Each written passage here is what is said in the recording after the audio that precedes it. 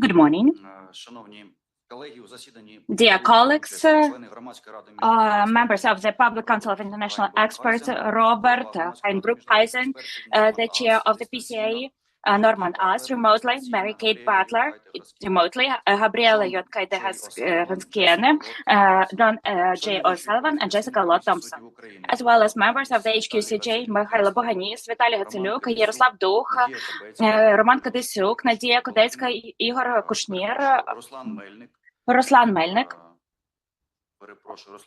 Sorry, Ruslan Melnik for now is not with us. Oleg Polyushek, Alexei Omlyan, Sergei Chumak, Galina Shevchuk. I'm the chair. I'm present, and the vice as well. We also have the secretary of the commission, Lapashnak Irina, present with us. We have quorum during the meeting. The special joint meeting of the HQCJ and PCIe is announced open. I am informing that the special joint meeting is held in the mode of a live broadcast. I'm announcing the list of questions on compliance of candidates for the positions of judges of the High Anti-Corruption Court with the criteria of the integrity envisioned by the law of Ukraine on the High Council of Justice. Doroshenko Nataliia Oleksiivna, Makarik Igor Volodymyrovich, Tanasevich Olena Vitalyevna, Vladislav Alexandrovich. Are there any other suggestions to the items of the agenda? No other suggestions, so please vote. Please adopt the announced list of items. We are voting jointly. Who is in favor of adopting this agenda? Please, members of the PCIe, if you don't mind, vote as well. Dear Mary, dear Norman, are you in favor of adopting this agenda? Yes. We have to vote for procedural issues, and we are voting by raising our hands. Okay, then. Unanimously.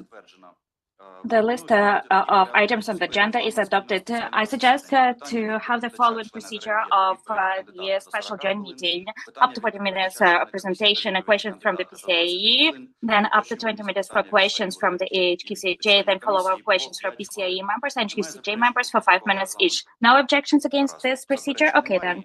No objections, no suggestions regarding other items, so let's follow this procedure. Please, employee of the Secretariat, inform about the appearance of our candidates.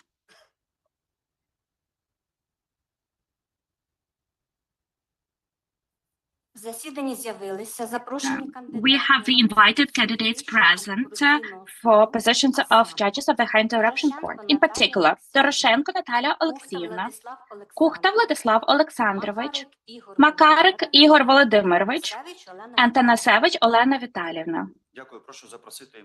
Please invite the first candidate, Doroshenko Nataliia Oleksiivna.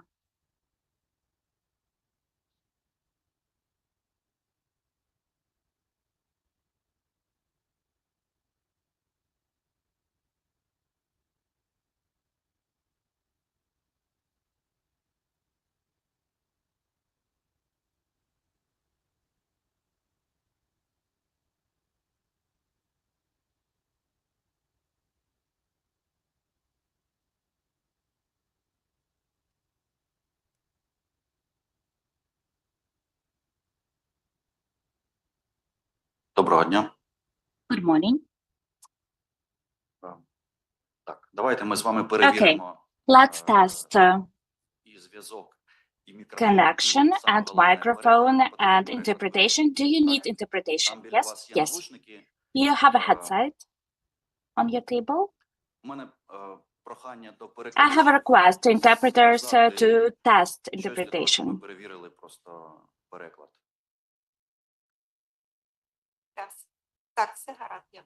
Yes, everything is fine. Okay.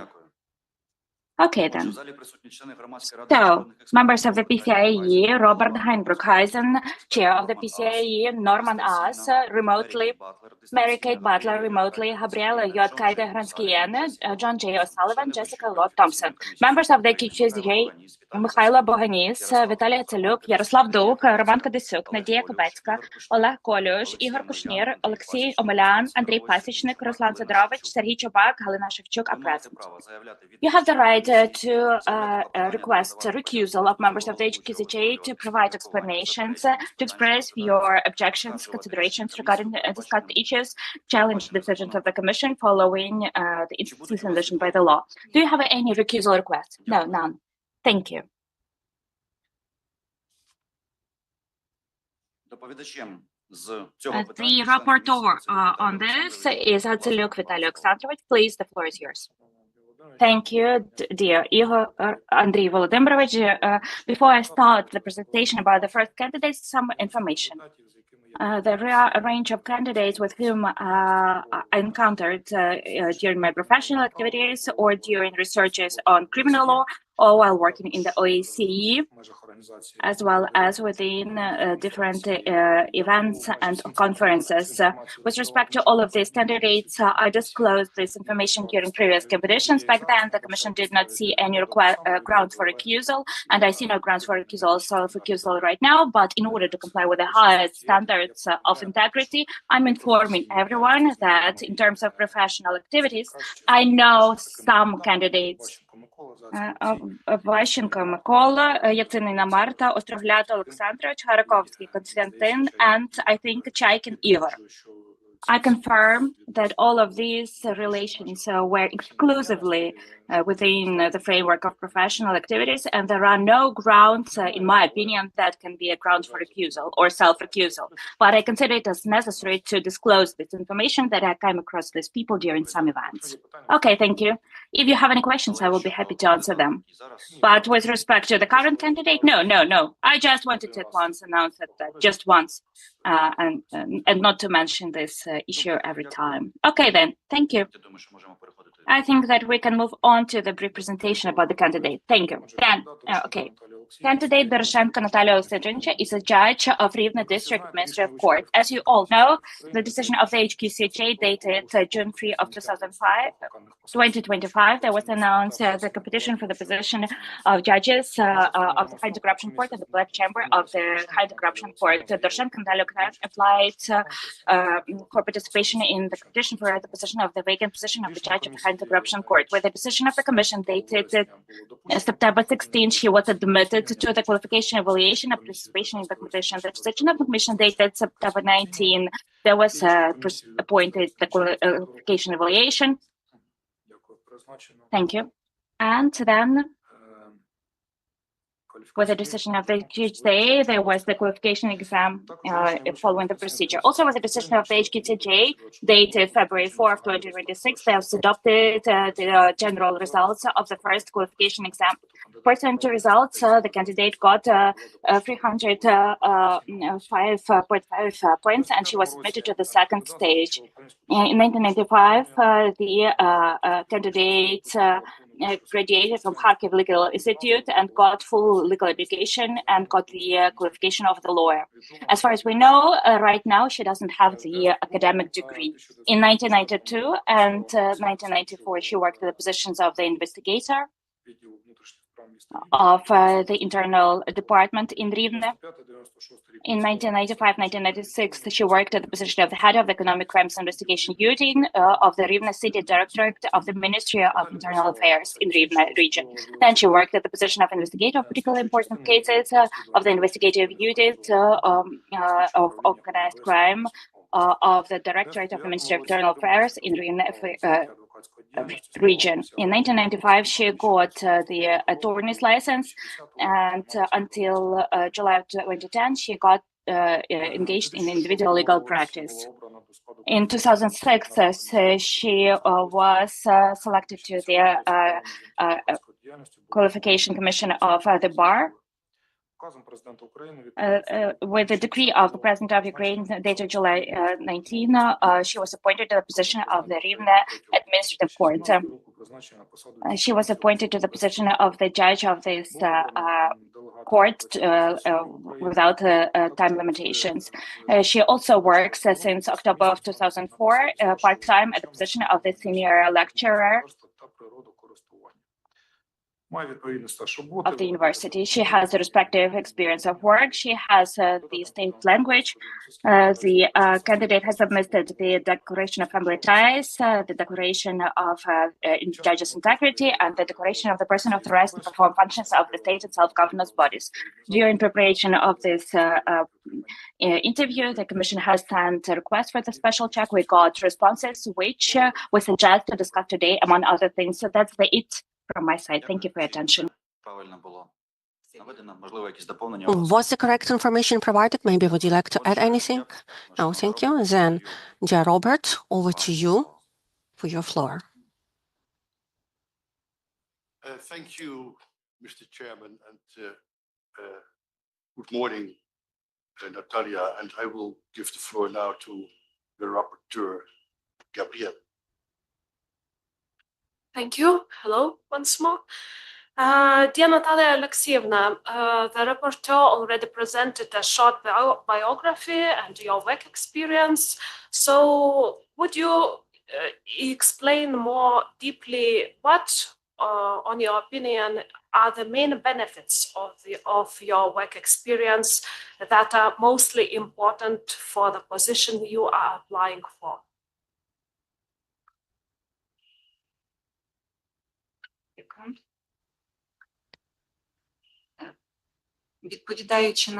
Answering this question, I could say the following, that all my professional experience, all my professional paths altogether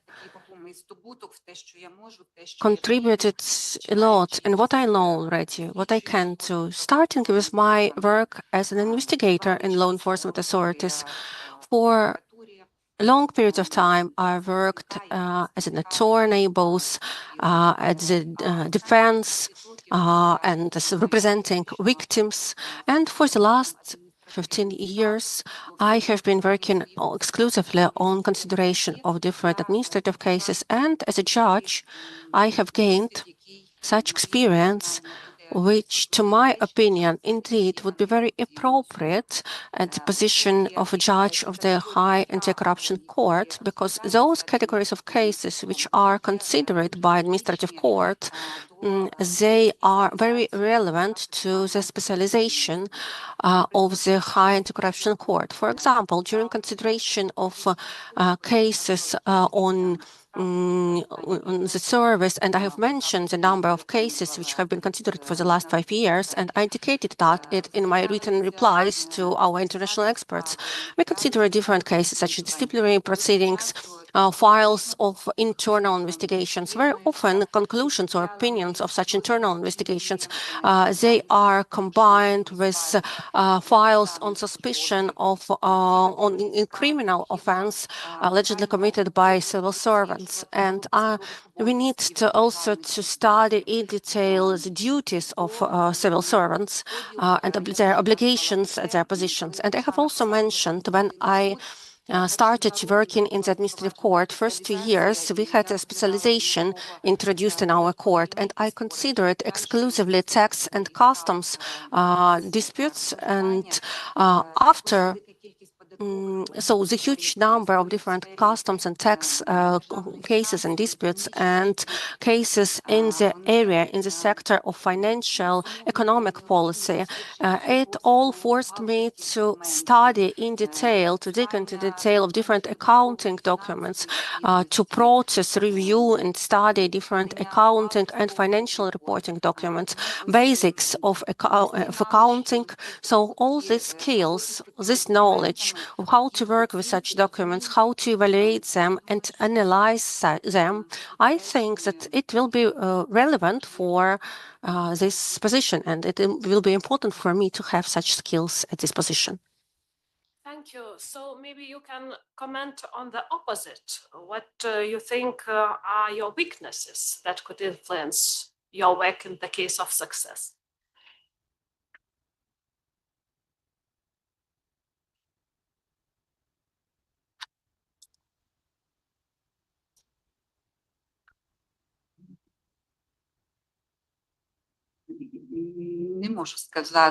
I can't say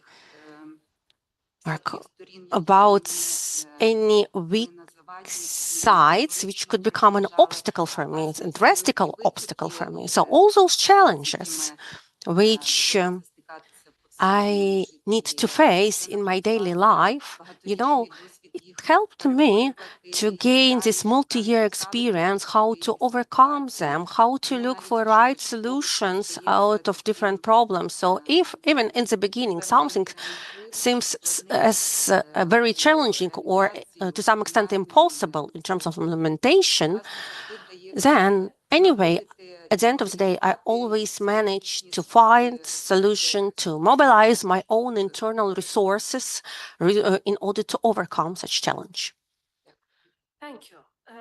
Now I will introduce another issue shortly. According to your declaration and your answers, you explained that you have and use for a long time a garden summer house, yes? And as I understood from your declaration, it was declared in 2012, but nevertheless, it began to be constructed in more early times. Could you indicate the date of the construction start?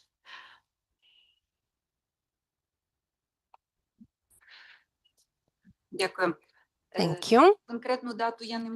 I can't give you the specific date of the start of the construction because according to the documents provided by me, the land plot on which this garden house is located, it was allocated for to my husband even before our marriage.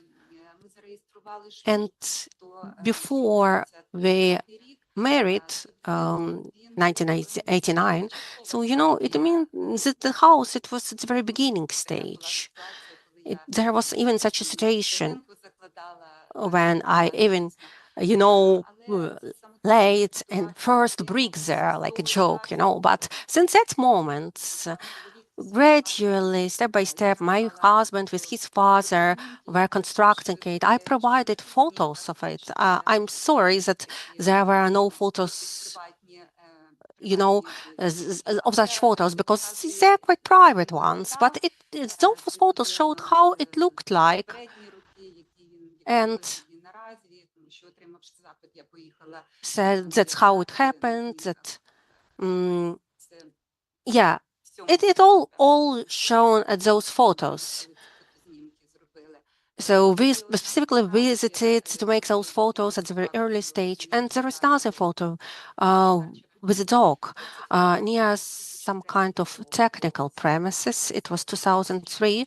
So in 2003, those premises already were there, and they are at the same condition till now.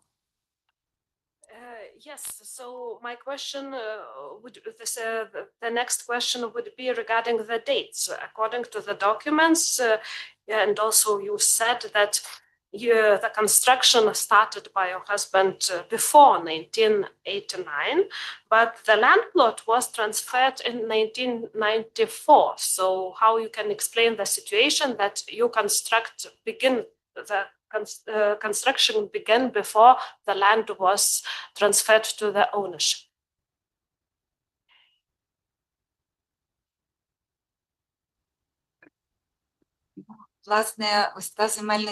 So this land plot was allocated, and the targeted purpose of it was for gardening purpose. So that's such a garden,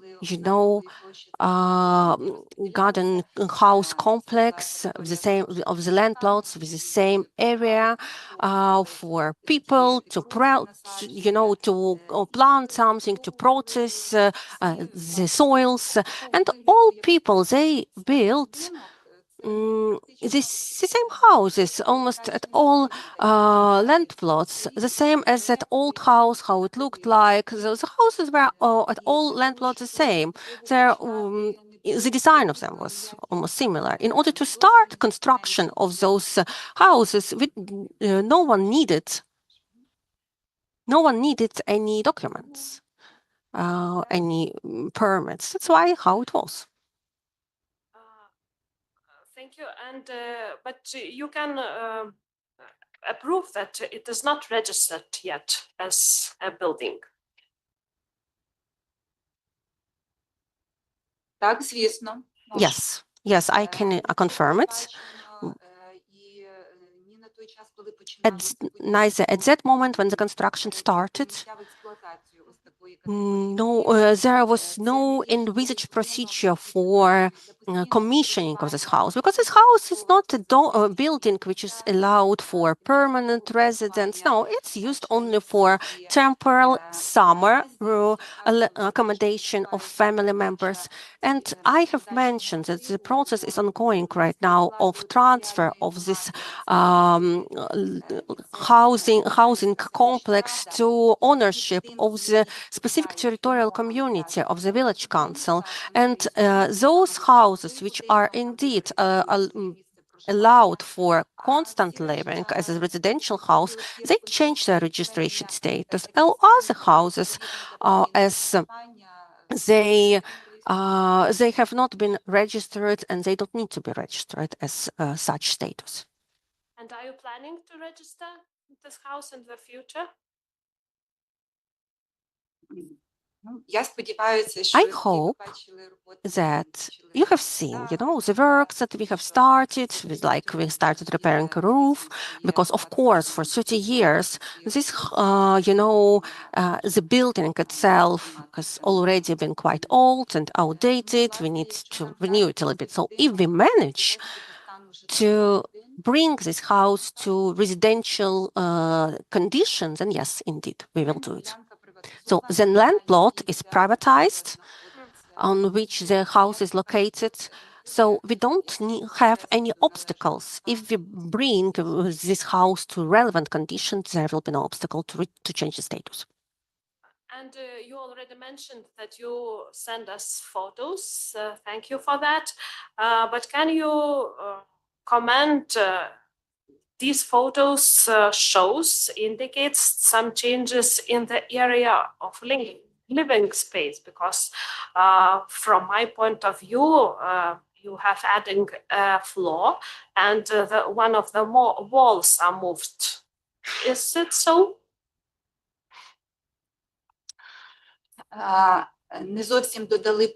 No, we didn't add the floor. No, we have raised the roof. So earlier, at the very beginning, under the roof, there was room. And yes, indeed, when we have done new roof structures, yes, we added the height of the room. So, and you have seen on the photos that we have continued the space of one of the rooms, of one of the parts of the house. So it's, yes, indeed, it seems now more similar for residential part. So thank you. Now I would like to ask some question about your husband's business. So please, first of all, explain in more details what is your husband's business activities.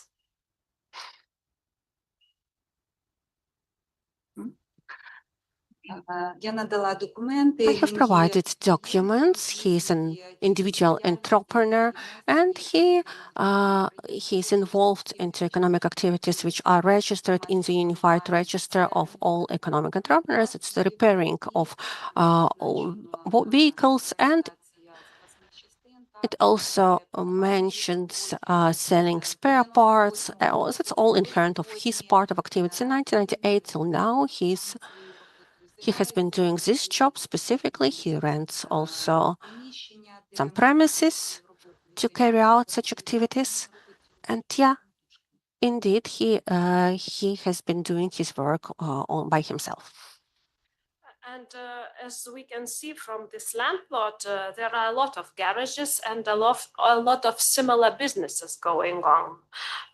Does your husband cooperate with others in performing his own activities?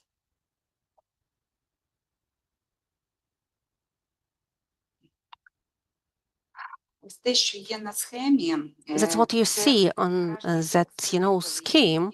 That's a big garage box which is divided into separate premises. And I'm not asking about not this moment, but there are a lot of garages, not this block, but a lot of garages around, and also a lot of the same businesses. Does your husband cooperate with other businessmen of the same type?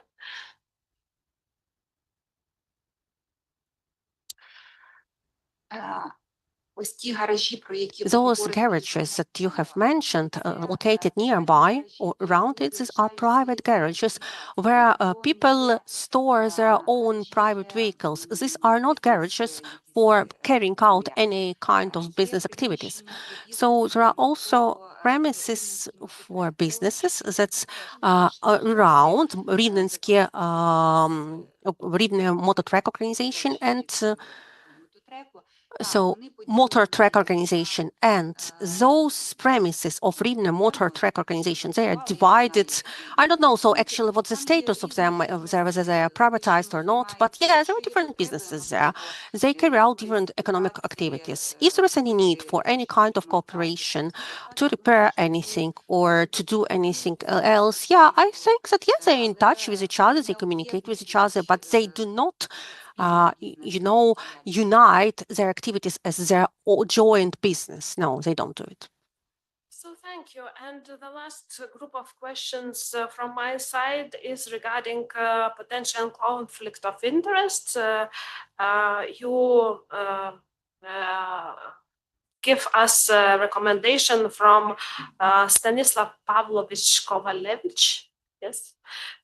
So how you can explain your connection, because now he is working as an attorney. Do you see some conflict of interest here? There were two questions that I received regarding any potential conflict of interest, specifically in the context of recommendations. And it's not like a recommendation. I just mentioned him as a person who can provide me with a recommendation. It was during qualification assessment back in 2018. At that moment, the biggest part of my working experience was related to the attorney's activity. So my years of attorney was 11 years and the court was 8 years. So for me, it was important that those people, those specialists who, because of some professional activities, they know me as an attorney, that they could provide some qualification of how I do my job. At that moment, Mr. Stanislav Pavlovich was a retired judge already of the Rivne Appeal Court, Rivne Regional Appeal Court. And as an attorney, I had worked also a lot at that court, at the appellate court of the Rivne region. So he was capable to provide qualification for me as an attorney because he saw me at my work. And I also it was possible for me also to mention any judge of that court. For me, it was not important who is going to give my characteristics. So I just gave his name, and there is no family connection, friendship connection either with him or with no other persons. So all our relations are exclusively professional and official. So thank you. It's all from my side. Thank you. Mr. Chairman, please, over to you. Дякую. Thank you. There are no more questions from members of the PCIe, right? Not at present, I guess. No? Добре. Okay, then. Колеги, Colleagues, do you have any questions to the candidate? Yes, please, Roman. Good morning again, Roman Kadisuk. Tell me, please, while analyzing your dossier, I see that that's more a question to about your professional ethics, maybe. In 2010, it happened that you became a judge, and at the same time, during the same year, you obtained the attorney's license. Were you hesitating? What was the reason to select these two directions? Mr. Roman? No, completely no. The license of attorney was obtained on April 30 of 1999, and I came to work in court in 2010. After having 11 years of experience of working as an attorney, and immediately I suspended my attorney's license. So there were no contradictions. Thank you. Maybe I've confused the application on suspension with the obtaining. Okay, thank you. One more question. Tell me, please, can you please clarify whether you had instances when you were a member of some political parties? And how can you prove that you are politically neutral? I have never been a member of any political party. In my documents, you can see that there is one instance when I had experience of taking part in the pre-election campaign. These were elections to Rivne Regional Council. And among representatives of the political party owner, Chest. Back then, this political party was established by former employees of law enforcement bodies of Rivne region, including departments on organized crime.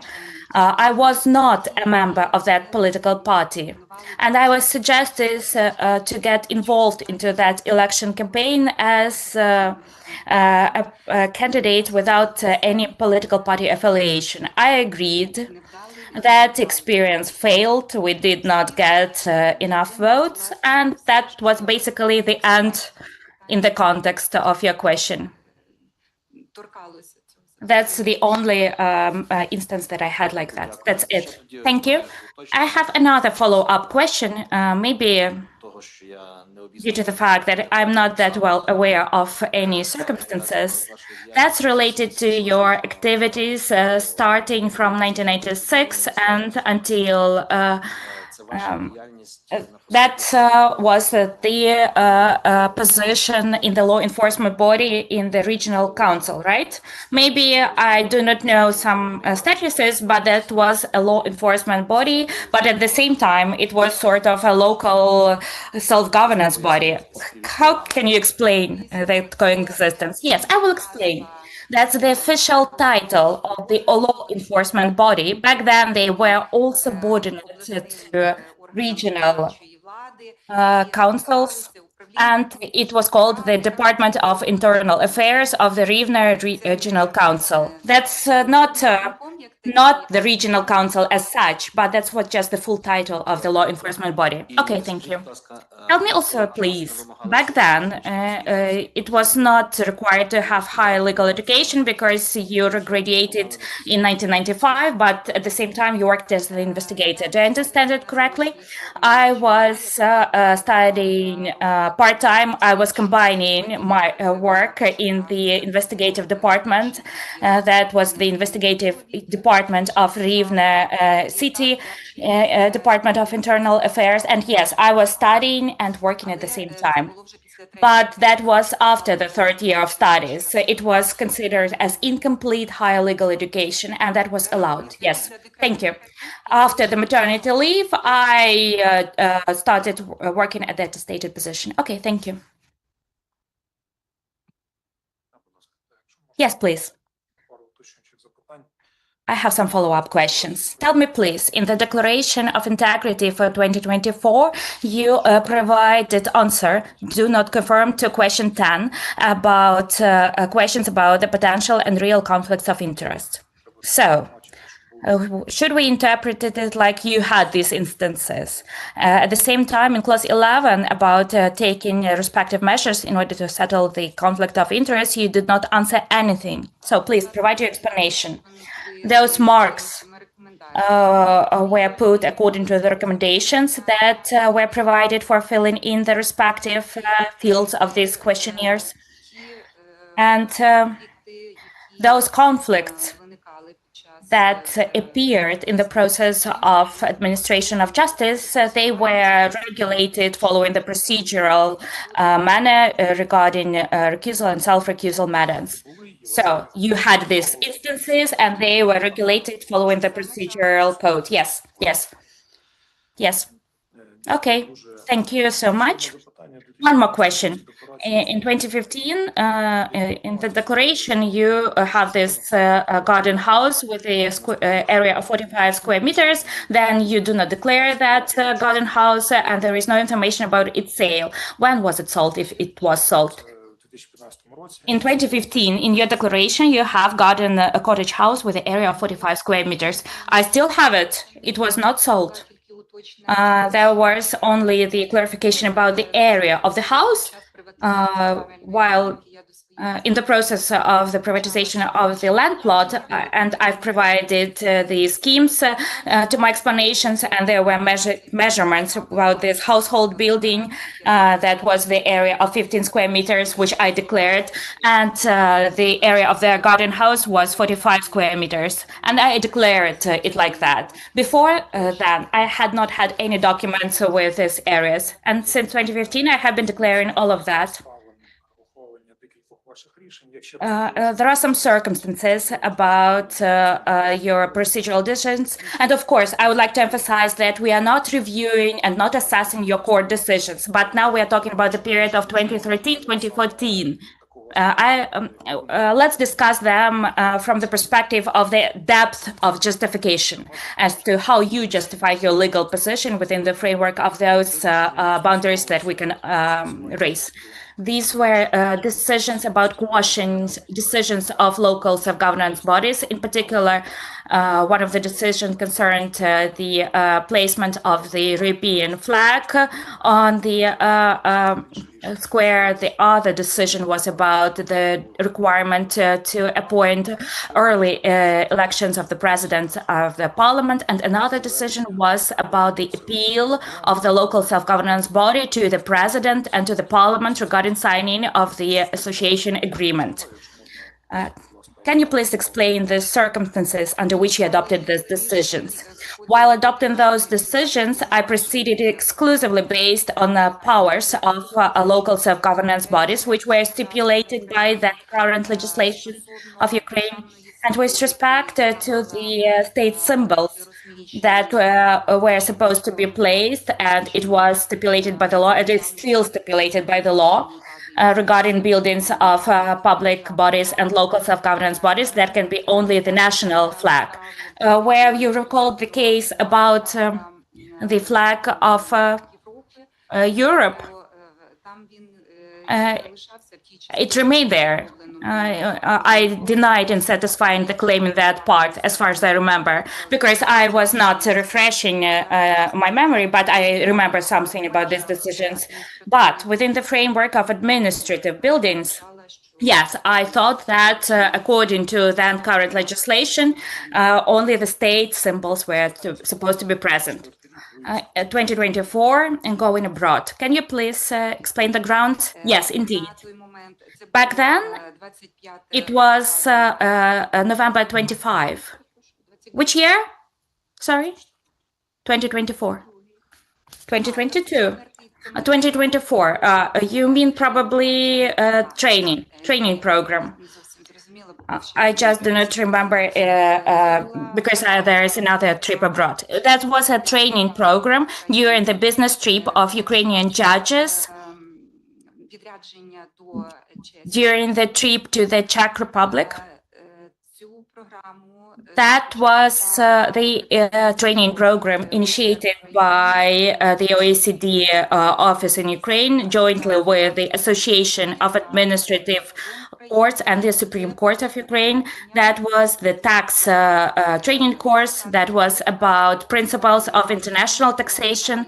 And that was a trip abroad in autumn of 2024. The delegation of Ukrainian judges went to complete this training. And that was Brno and Kromzherzhich, 2 towns in Czechia. Colleagues, do you have any other questions to the candidate? Yes, please. Sergey. Madam Natalia, good morning. Serhiy Chumak. I have a question in continuation of what the co-rapporteur from the HQCJ mentioned about those decisions against symbols, etc. As a judge of administrative court, tell me please, what is decisive in the process of decision-making? When you are establishing that the rights have not been violated by some actions, and then you have to deny and satisfy the claim, or the person, for example, has committed some actions that are not completely in the framework of the person's competence. During consideration of the case, all of these factors have to be decisive, including the competence. Tell me, please, this decision that you quashed, whose rights were violated? The task of administrative judicial proceedings consists in protecting rights of persons, that's Article 2, against violations by bodies and public authorities. Whose rights and which rights were violated? Public authorities took part on both sides. The claimant and the respondent were public authorities.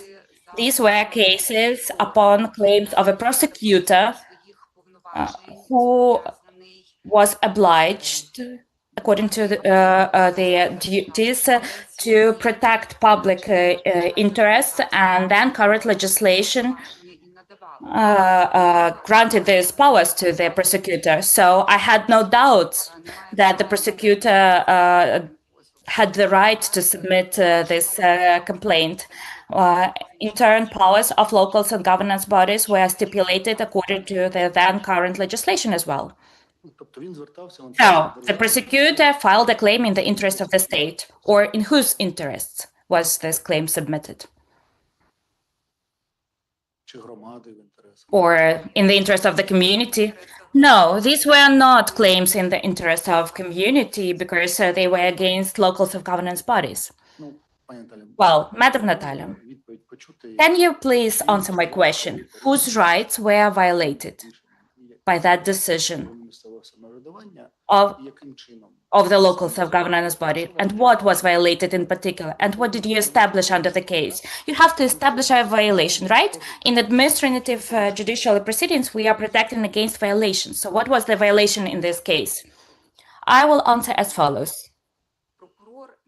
The prosecutor was granted with powers to file claims to the court to cancel those decisions that were not in line with requirements of the legislation or requirements of the Constitution.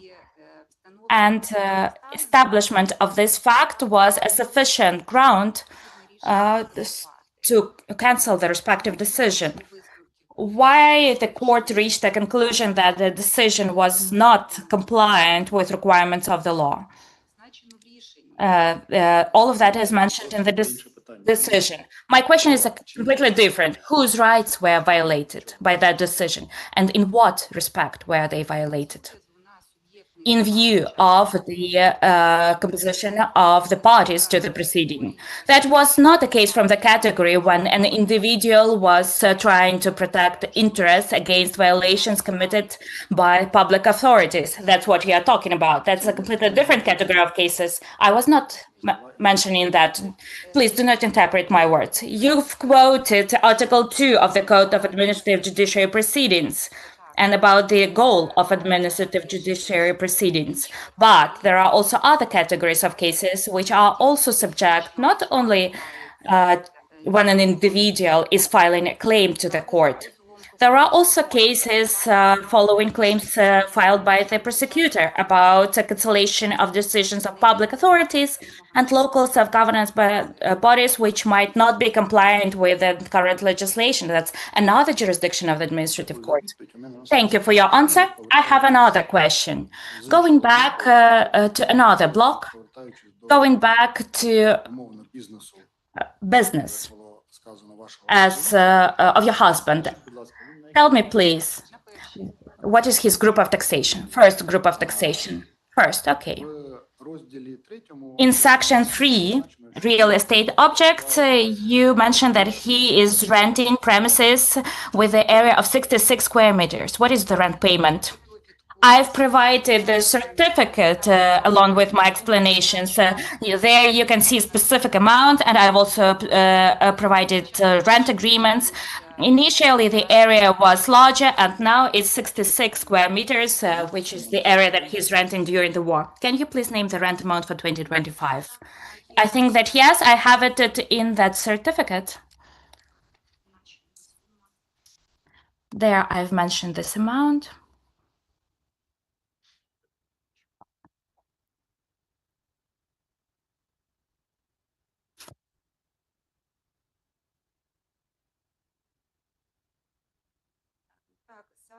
Yes, for 2025, that was 46,387 hryvnias. Дякую. Thank you. Скажіть, будь ласка, Tell me, please,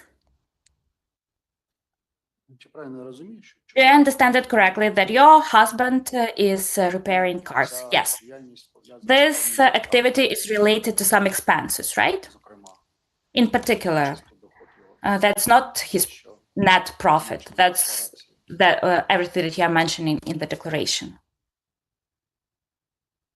Витрати чоловік якісь несе. Expenses of your husband. Does he have any?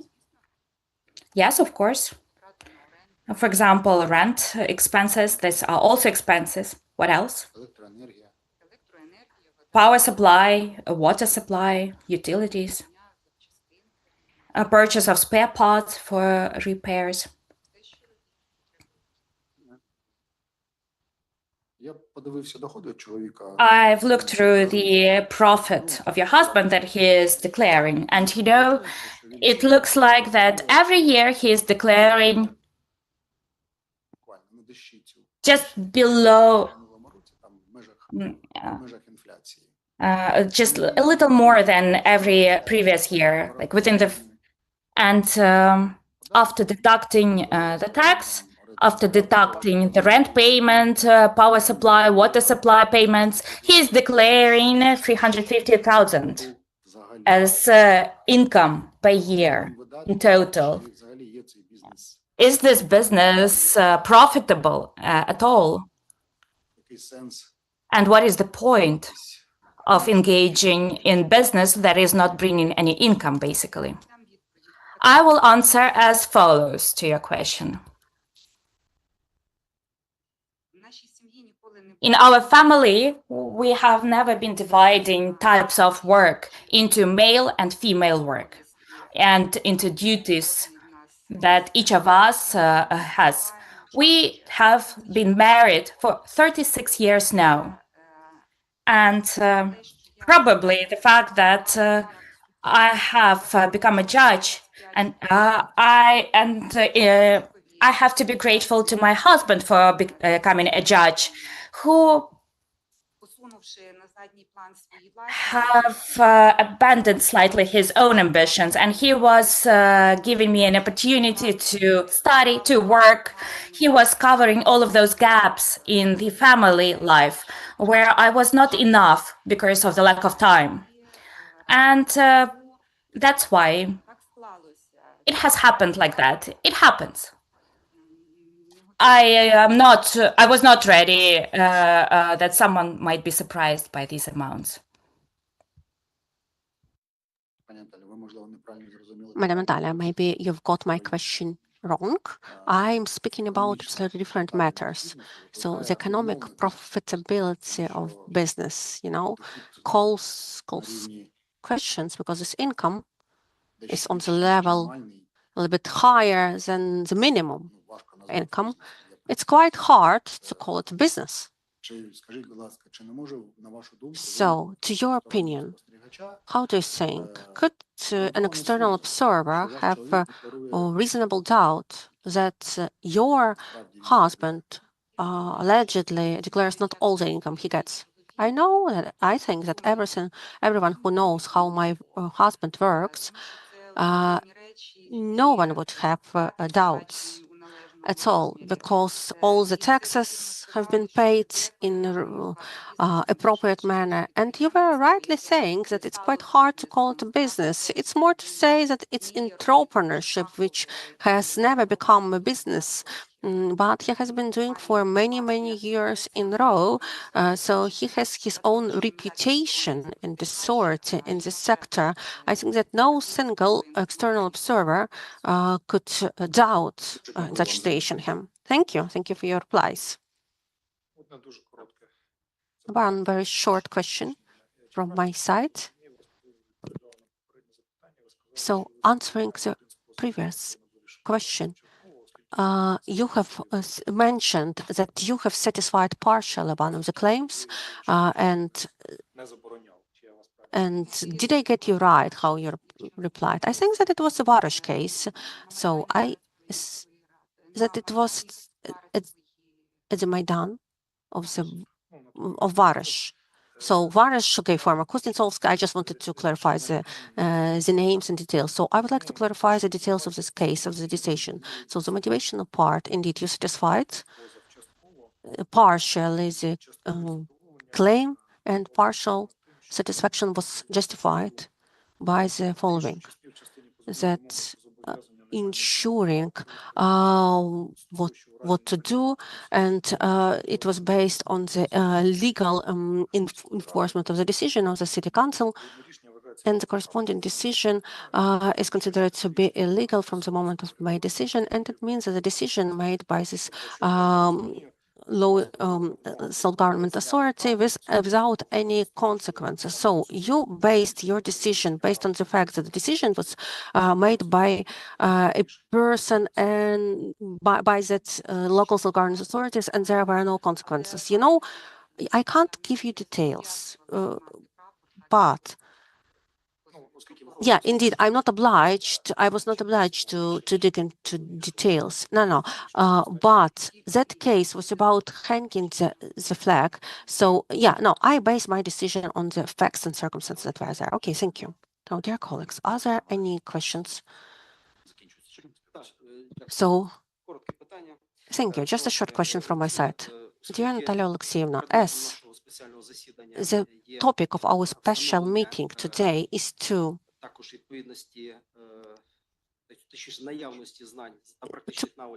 also clarify whether you have relevant knowledge and skills on the specialization on the mandate of the High Anti-Corruption Court. So tell me, please,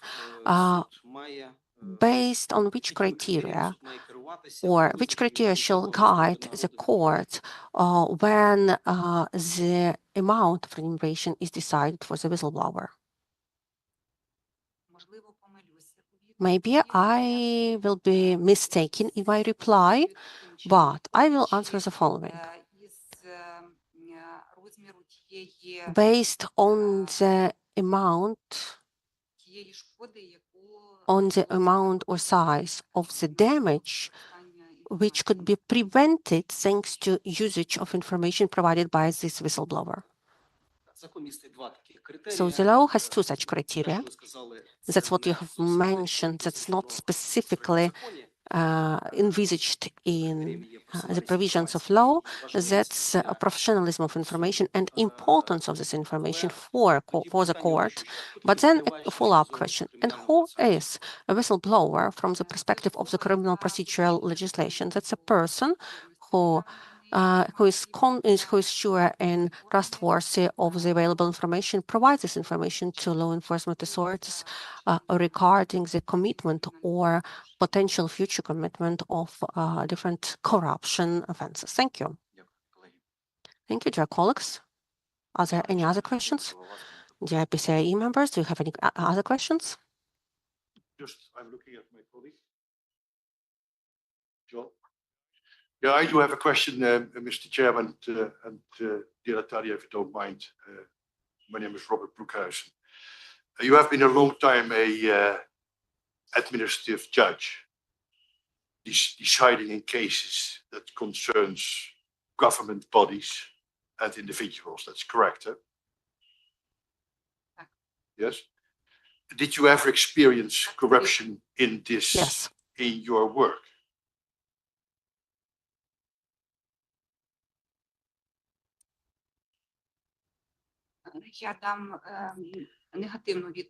I will give you a negative reply to your question. I have never personally faced such things, and during my long professional experience, I have managed to show myself at all such positions that I think that I would even never have such stations or such proposals that could be offered to me. I don't have such a reputation of a person. But that means that no one ever called you and said, I want to have, in this case, a positive decision. No government official called you ever to ask you how you were. No lawyer ever made a move to pay you some money. That never, ever happened.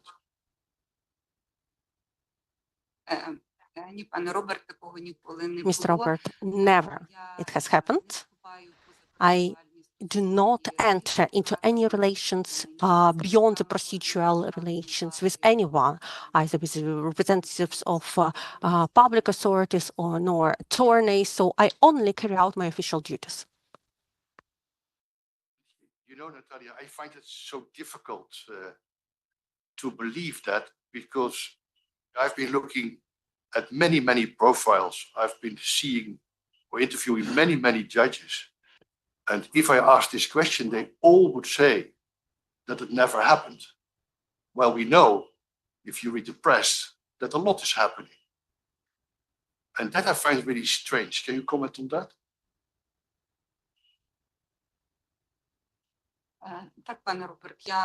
Yes, Mr. Robert, indeed, I could comment upon it. I think that such circumstances could happen in situations where judges, create such, or have such preconditions or prerequisites for offering them such proposals, such suggestions to invite them for a coffee, etc. But if a judge showed themselves as a person who works or carries consciously and reliably their duties, so that no, I'm sure that major part of judges in Ukraine work like this. Not all judges are related in any way to those scandals mentioned in different mass media that you have mentioned. Major part of judges in Ukraine have integrity and consciously carry out their duties. No, of course, you are very correct that the majority of the judges in Ukraine, there's nothing wrong with. But what I'm asking you is whether someone in your long career as a judge called you and said, is there an issue? And then, of course, a good judge would say, A, don't call me, and B, I will not respond to that. But to say that there was never a situation where someone came to you by phone or personally or via a lawyer trying to do something, that I feel is, I have difficulties to believe that.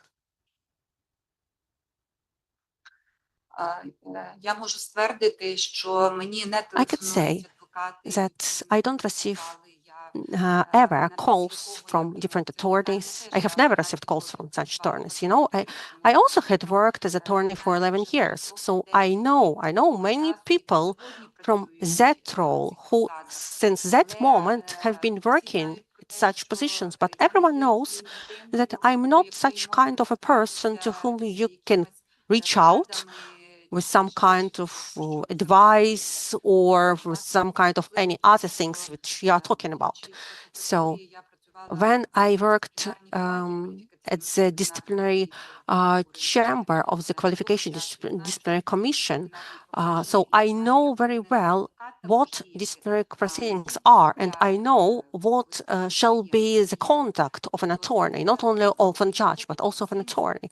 So that's exclusively professional communication within the framework of judicial proceeding and nothing more. Yeah.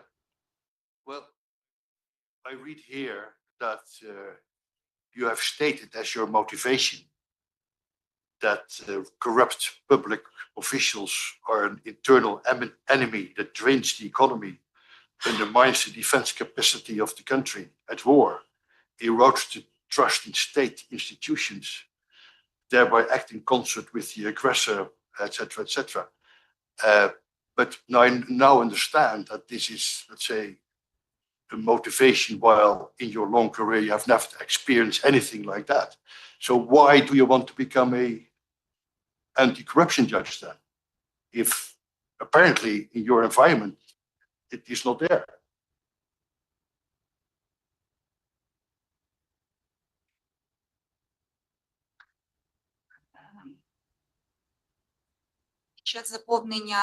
When I filled in the questionnaire and when I prepared my documents for this competition, and you can also look at my dossier files, I can't say that it was my dream to become anti-corruption judge. Back in 2018, where there was first competition for the position of a judge of the anti-corruption court, I didn't participate in that competition. I participated in another competition. I saw myself in the role of a judge of administrative court further, and the fact that I have applied for this competition, it's also, I have never participated in other competitions, neither in appellate courts or in any other competitions for a specialized court, for example, that were announced by the Qualification Commission. So this competition was provoked exclusively by this transformation caused by the war, which introduced these changes into my life and my priorities. I have no single other priority in my life today, except for my country to withstand in this war and to have enough strength, enough power for further recovery and decent life during post-war period. And those corruption scandals, all of us, we read about them, we know about them. So that's my impression that corruption, gains a sabotage criteria during the ongoing war in the country, because all those actions, they serve for the benefit of the enemy. That's why I think that anti-corruption authorities, including anti-corruption judges, there are those people who, because of their official duties, they also fight for independence of Ukraine. And that's why I'm participating in this competition, because I would like to contribute to such cohort of people and to become one of them. Yeah, the point is that if I listen to you, I understand that, but then I note first that you don't have any experience yourself with corruption. And I also read that you have no experience in the law around corruption. You have never been someone who had dealt with corruption cases at all. So why would you be someone who should be selected to become a corruption judge if A, you don't have any personal experience, and B, you had never have handled a corruption case?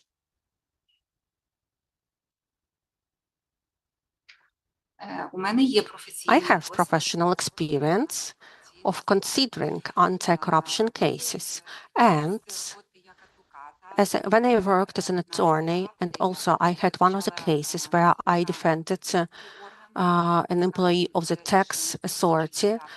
It was a decision of 2010, so this female employee was accused in taking bribe under Article 68.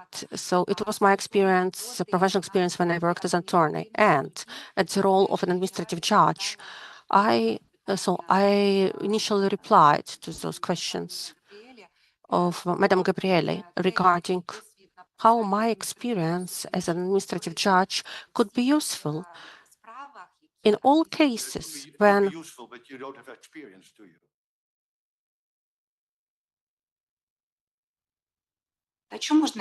why not? So I will finish my sentence right now. So I have it. It's all disciplinary proceedings. Very often, it's about commitment of corruption offenses, which actually become one of the preconditions for initiating a disciplinary proceeding, which actually led to dismissal of a public servant from their position. And in part of information which I filled in the questionnaire, there was a decision related to the prosecutor who was fired, and then he actually applied a complaint to renew him at the position of a prosecutor. And at the same time, he was a party to the criminal proceeding under Article 168 of the Criminal Code for taking a bribe. So that case was considered repeatedly in different courts, and it was quashed, and it was submitted for my consideration after overturning it by the Supreme Court. So I actually dissatisfied it. And such cases in such criminal proceedings, actually very often, almost always, they contain elements of different written evidences, such from the administrative cases, such as protocols of search, of extracts of different evidences, or searches of a suspect or conviction. So administrative proceeding or administrative process is very similar to the process of considering evidences and files in a criminal case. And what I mentioned, that case regarding the prosecutor.